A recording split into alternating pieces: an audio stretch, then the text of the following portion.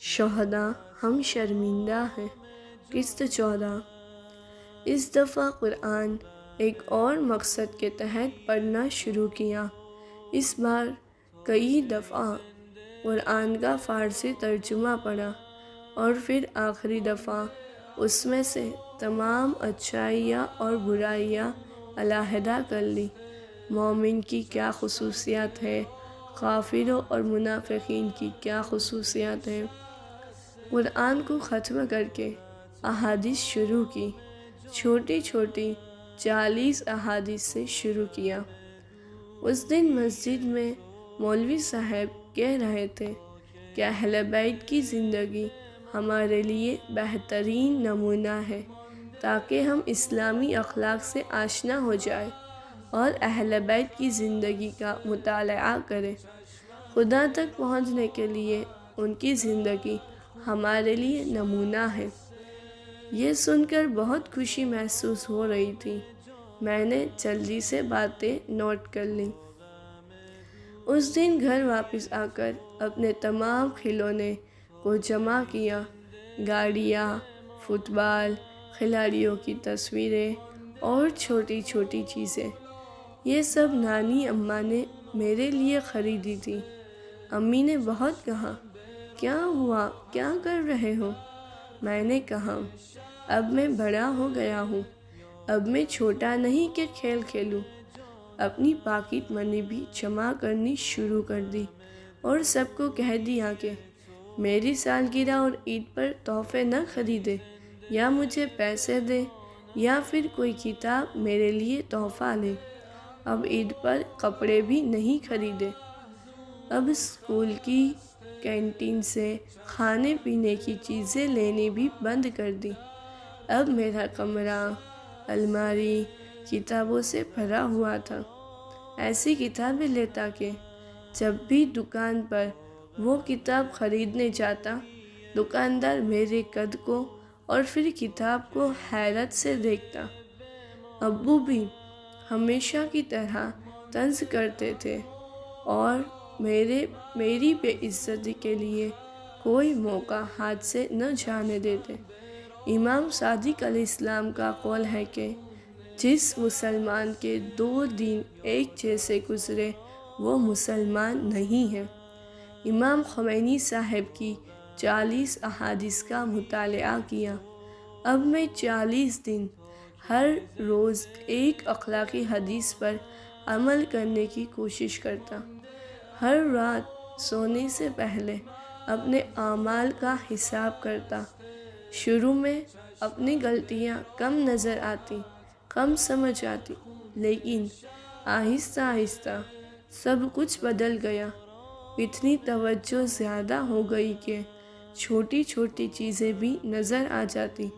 حتیٰ اب مجھے یہ بھی احساس ہونے لگا کہ میں ابو کے چہرے کی طرف بالکل بھی محبت سے نگاہ نہیں کرتا ہوں۔ اب کچھ سمجھ آنے لگی تھی۔ جوں جوں وقت گزر رہا تھا، زندگی بھی پوری طرح سے میرے مقابلے پر اتر آئی تھی۔ کچھ وقت سے سعید میرا بھائی، اس کا رویہ بھی مجھ سے بدلنے لگا تھا۔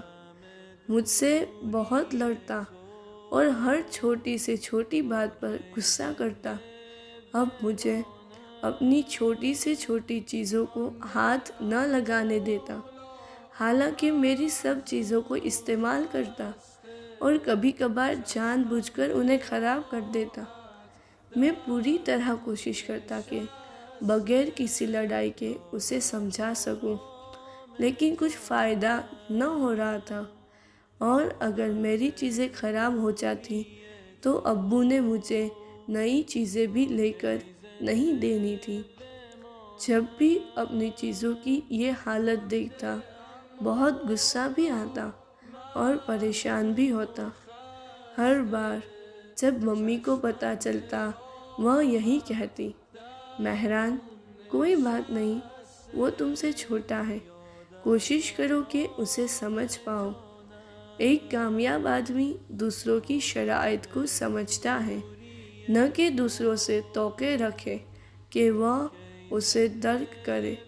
میں پوری کوشش کر رہا تھا، لیکن واقعی سمجھ نہیں آ رہی تھی کہ ایک دم اسے کیا ہو گیا ہے، ایک دم وہ کیوں بدل گیا ہے۔ پہلے تو بالکل ٹھیک تھا، اور اس دن یہ بھی پتہ لگ گیا۔ اس دن اسکول سے واپس آیا، بہت تھکا ہوا تھا۔ کھانے کے بعد کچھ دیر لیٹا، پھر اٹھا۔ امی اور الہام کہیں گئے ہوئے تھے۔ ابو اور سعید ہال میں بیٹھے ہوئے تھے، اور ابو اس سے بہت پیار سے پیش آ رہے تھے اور اسے کہہ رہے تھے کہ صرف تم میرے بیٹے ہو، مہران میرا بیٹا نہیں ہے۔ میں تم سے بہت پیار کرتا ہوں، مہران کو میں اپنا بیٹا نہیں مانتا۔ تمہاری امی ہمیشہ مہران کا ساتھ دیتی ہے، میرا سب کچھ تمہارا ہے۔ مہران 18 سال کا ہوگا تو اسے باہر پھینک دوں گا، مجھے جیسے کسی نے بم مار دیا ہو۔ پورا بدن کانپ رہا تھا۔ خاموشی سے کمرے میں واپس آ گیا، پورے وجود میں درد پھیل گیا تھا۔ میں ایسے جیسے بے کس و بے یار و مددگار ہو گیا تھا، ایسے جیسے باپ کے ہوتے ہوئے یتیم ہو گیا تھا، اور مستقبل سے خوف آ رہا تھا۔ خوف آ رہا تھا کہ گھر سے باہر پھینکنے جانے میں صرف 5 سال رہ گئے تھے۔